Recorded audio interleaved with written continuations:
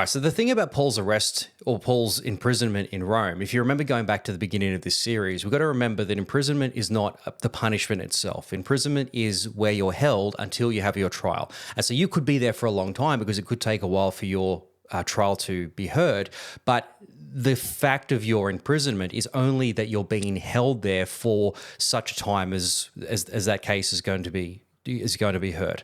Now, of course, along with your imprisonment, as is the case in the ancient world, you need to support yourself. You need to be able to provide for your own provisions. You need to be able to provide your own food, or certainly have somebody that can provide that for you. Basically, you need to fund your own stay in prison so that you can have your day in court. So that's a very important determining factor for what's happening with Paul. We've already established that Paul is innocent. The whole point of this story so far is that Paul is an innocent man. He's not a threat to Rome or to anybody else. And so he can have a light imprisonment. In fact, what the story tells us is that Paul's under house arrest. He stays in his own rented place with a simple soldier to guard him. Now, the soldier's of course going to be there so that Paul just doesn't wander off, but he doesn't need a heavy guard. He doesn't need people with him all the time. What these soldiers would have been were part of the Praetorian Guard, part of the Emperor or Nero's personal bodyguard of several hundred soldiers.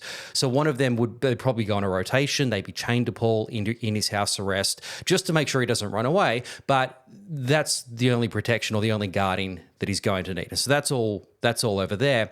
But in terms of Paul's accommodation, where Paul's staying, again, he can stay wherever he wants. He can stay by himself. He can have his own place because he's not a threat. So he's not going to be locked away in some deep dungeon and chained away so that he doesn't hurt anybody. He can just stay in a place so that we know where he is when it's time to come and get him.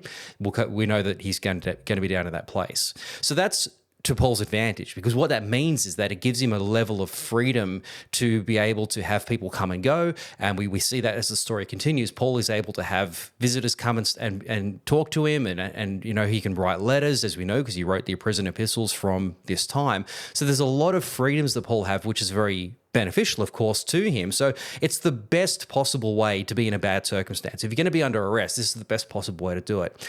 But there is the issue that Paul has to provide these resources. Now, of course, he wouldn't be the one paying for it because he's under arrest. He can't go out and work to support himself. He's going to need other people to help him.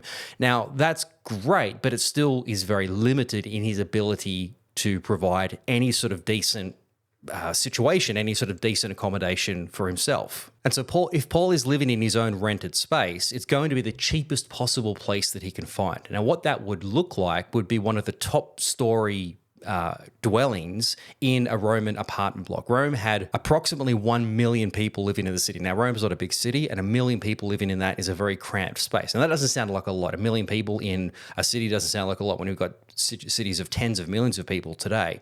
But in the ancient world, that was the biggest city that the world had ever known. In fact, we don't get a city that big again of 1 million people until we get to Victorian London. So it's an extraordinarily large city by the standards of its day. And all of those people crammed into this tiny little space. Where do you put them all? So what you need to do is build apartment blocks. You need to build 6-7 story high apartment buildings that you can basically force as many people as you can into it. And don't imagine these big luxurious suites. We're talking about shoeboxes. I mean, you've stayed in hotel rooms bigger than some of these spaces, and there'll be whole families staying in these tiny little boxes, very often without a window, or if there is a window, there's no glass in it, and so it's exposed to the elements. And so you're living in an absolutely terrible circumstance, and often built by people who are building for the cheapest possible way, building with cheap materials, building out of timber, and building buildings that are costing them less to build, but they can charge the maximum amount of rent so they can make the most money. But they're not building them properly, and there's no building standards. It's just, good luck surviving in there. So you imagine a wooden structure which is built shabbily, which could collapse with a strong wind, or you've got open fires because you've got to cook, you've got to keep the place warm. So you've got a wooden room that you've got an open fire in. It's a terrible circumstance. So forget about the fact that you've got a bucket for a toilet sitting over in the corner because there's no running water. If you want to get fresh water into the room, you've got to get into the aqueduct and bring the water back up. If you want to empty your toilet in the morning, you've got to, ideally take it down to the sewer, but generally you're just going to throw it out the window. What that means is that the higher up you go, the worse the situation's going to be for you. It's the most inconvenient situation, and particularly when inevitably these things burn down, because they burn down all the time. If there is a fire, there's no fire escapes, right? The only fire escape is either jump out the window or you do your best to get down the stairs in the middle of the apartment block if they're not already on fire.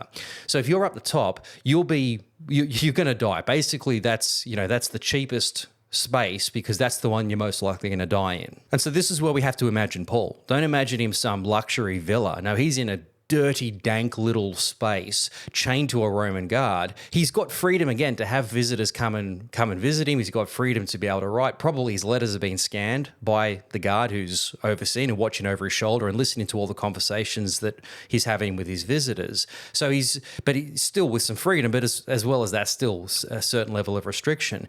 But it's not the best circumstances that Paul finds himself in. And so this is where he's going to spend the next 2 years. From there, he's going to write out the prison epistles, Philippians, Ephesians, Colossians, Philemon. But again, imagine those circumstances as being pretty uncomfortable. They're certainly not luxurious. But for Paul, this is what he has to endure in order for him to have his day in court and to stand before Nero.